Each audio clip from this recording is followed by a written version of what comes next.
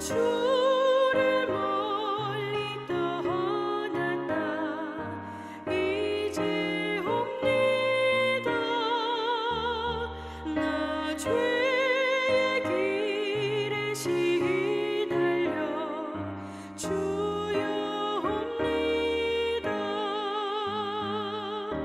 나 이제 왔으니 내 집을 찾아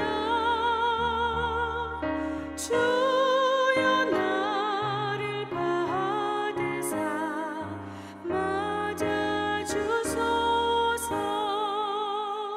그 귀한 세월 보내고 이제 옵니다. 난 뉘우치는 눈물로 주여 옵니다. 나 이제 왔으니 내 집을 찾아 주여 나를 받으사 맞아 주소서. 나 죄에 매여 고달파 이제 옵니다. 주 크신 사랑 받고자 주여 옵니다. 나 이제 왔으니 내 집을 찾아 주여 나를 받으사 맞아 주소서.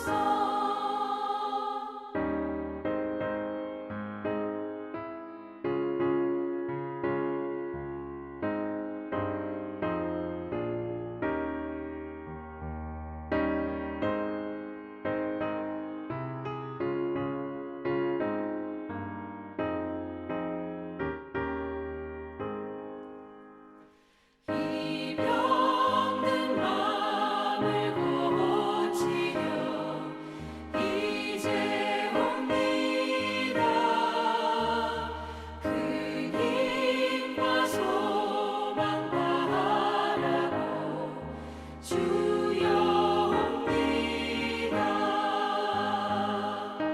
나 이제 왔으니 내 집을 찾아 주여 나를 받으사 맞아 주소서. 나 바랄 것이 무언가 우리 주 예수 날 위해 죽임 당하신 믿고 옵니다. 나 이제 왔으니 내 집을 찾아 주여 나를 받으사 맞아 주소서.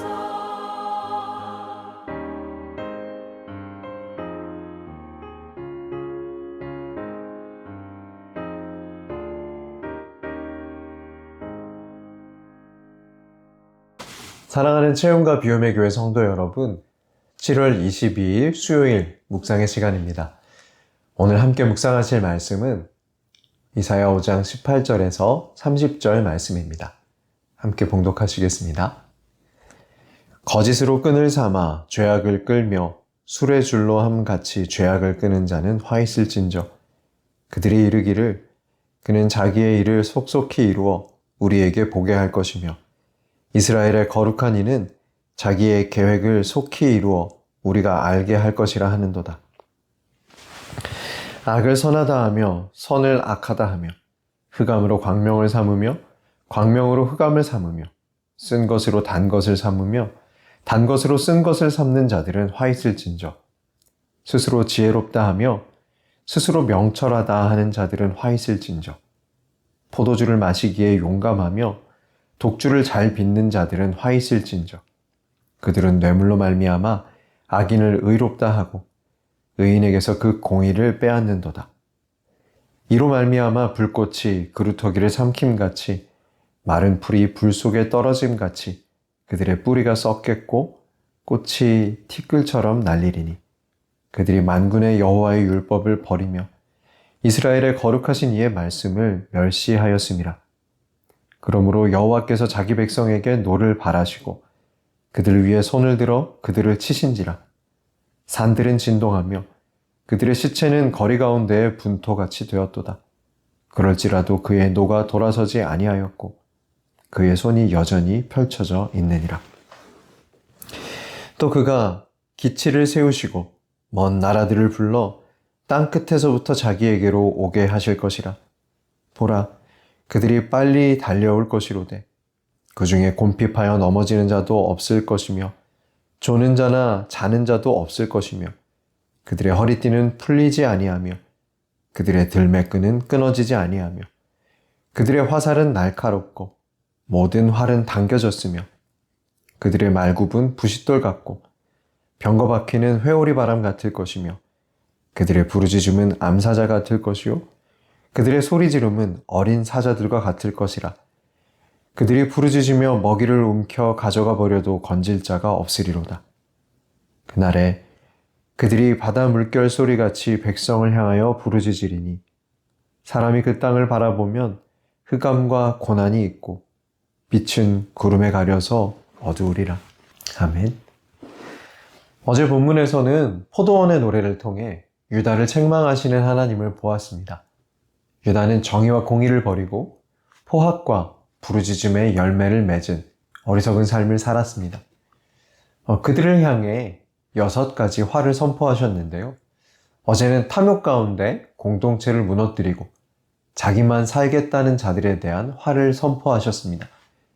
그리고 그들을 향한 하나님의 말씀은 선포되었고 하나님의 표적들이 곳곳에서 일어나고 있지만 듣지도 않고 관심도 없고 자신들의 향락만 추구하며 사는 자들에 대한 화도 선포하셨습니다. 오늘은 남은 4가지 화의 선포를 살펴보겠습니다. 이사야 5장 18절 말씀 같이 읽겠습니다.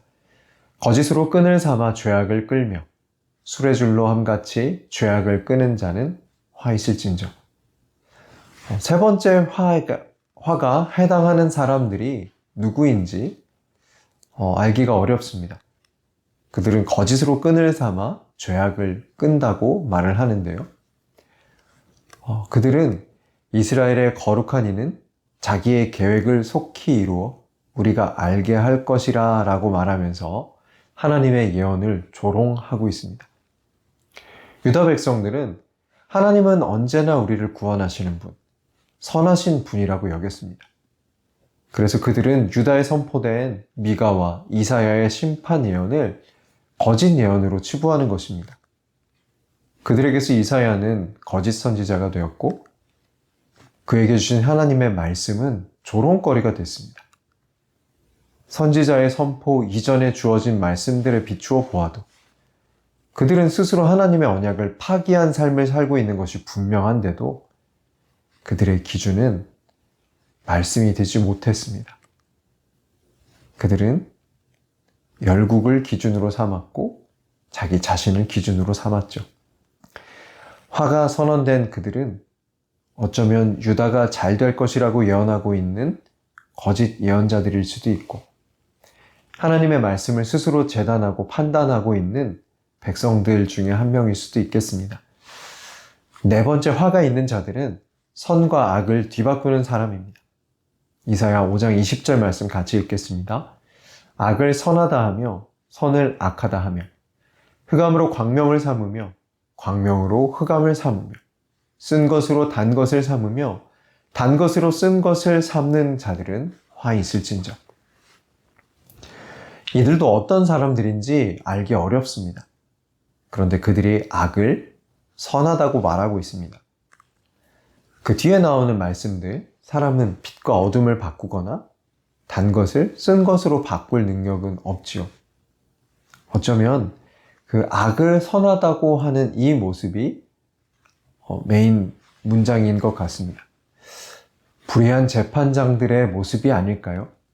그들은 뇌물을 받아서 정의를 왜곡하는 사람들입니다. 돈을 받고 불의한 자에게 너가 의롭다라고 판결을 내리고 의로운 사람에게 도리어 죄를 묻는 불의함이 여기서 말하는 악을 선하다 하며 선을 악하다 하는 것으로 보입니다. 정의보다 돈을 사랑한 그 재판장들에게 화가 있을 것입니다. 다섯 번째 화가 있는 자들은 스스로 지혜롭다 하는 사람들입니다. 이사야 5장 21절 말씀 같이 읽겠습니다. 스스로 지혜롭다 하며 스스로 명철하다 하는 자들은 화 있을진저. 이 사람들은 하나님 없이 자신들의 지혜로 이 땅을 아름답게 꾸려갈 수 있다고 믿습니다. 세상은 자신들의 통제 아래 잘 관리되고 있고 걱정하지 않아도 된다고 자평합니다. 스스로 지혜롭다고 하는 이 사람들은 아마도 예루살렘을 운영하는 궁전의 관료들로 보입니다. 말씀에 근거하지 않고 자신의 지혜로 하나님을 안다고 하는 사람들은 결국 하나님을 알지 못하는 사람들이죠. 여섯 번째 화가 있는 자들은 두 번째 11절에 나왔던 자들, 그리고 네 번째 20절에 나온 자들과 많이 닮아 있습니다. 이사야 5장 22절 말씀 같이 읽겠습니다. 포도주를 마시기에 용감하며 독주를 잘 빚는 자들은 화 있을진저. 그들은 전쟁터에서 용감한 사람들이 아니라 술자리에서 용감합니다. 전쟁을 수행하기보다 독주를 잘 제조합니다. 그들은 인맥을 통해서 재판을 굽게 하는 자들입니다. 그들의 작당과 모의 속에 악인은 의로운 자로 세워지고 의인은 악한 자가 되어서 가지고 있던 자리마저 잃어버리는 모양입니다. 화가 있을 자들, 말씀을 버린 그들의 결말은 심판이죠. 뿌리까지 썩은 나무가 불꽃에 활활 타오르는 것처럼 마른 불이 불 속에 던져지면 순식간에 타서 먼지가 되는 것처럼 그들은 하나님의 심판을 당하게 될 것입니다. 이어지는 구절에서 볼 수 있는 것처럼 하나님의 심판은 경고성 멘트가 아니라 아주 구체적입니다. 이사야 5장 26절 말씀입니다. 또 그가 기치를 세우시고 먼 나라들을 불러 땅 끝에서부터 자기에게로 오게 하실 것이라. 보라, 그들이 빨리 달려올 곳이로되. 하나님께서는 심판을 위해 이방 민족을 부르실 것입니다. 그들은 먼 곳에서부터 오지만 지친 기색도 없습니다. 아주 잘 훈련되어 있고요. 무기도 잘 정비된 무서운 군대입니다. 조는 사람도 없고 미숙해서 넘어지는 사람도 없습니다. 그들의 두려움은 이렇게 표현됩니다. 이사야 5장 28절 말씀입니다. 그들의 화살은 날카롭고 모든 활은 당겨졌으며 그들의 말굽은 부싯돌 같고 병거 박히는 회오리 바람 같을 것이며. 이 모든 묘사는 아마 자기를 향해 달려오는 적군을 바라보는 유다의 입장에서 묘사하고 있습니다. 땅을 박차고 달리는 적의 마병은 불꽃을 튀며 달려옵니다. 그들의 병거 바퀴가 돌아가는 모습을 보니 회오리 바람과 같은 흙먼지가 하늘을 뒤덮습니다. 그들은 유다를 치러 오는 군대, 하나님의 몽둥이 아수르 군대입니다. 하나님은 사랑하시는 포도원, 유다를 향한 몽둥이를 마침내 드셨습니다. 멈추지 않을 것입니다. 하지만 그것은 멸망을 위한 심판이 아니라 사랑하는 이들을 영영 잃지 않기 위한 처절한 선택입니다. 심판이 없으면 유다는 자신들의 생명이 어디서 왔는지, 그들이 무엇으로 살 수 있는지 깨닫지 못할 것입니다. 그들이 누리던 것들이 사라지고 의지하던 것들이 무너져 하나님만 남았을 때에야 비로소 그들을 인도하시며 지켜주셨던 하나님을 바라볼 수 있게 될 것입니다. 우리 인생에서 겪는 어려움들을 우리는 곧바로 하나님의 심판과 연결해서는 안 됩니다. 우리가 성경을 통해서 보는 것처럼 하나님의 심판은 이스라엘의 긴 역사에서 하나님께서 길이 참으시는 중에 어쩔 수 없는 경우에 내려지는 것이기 때문이죠.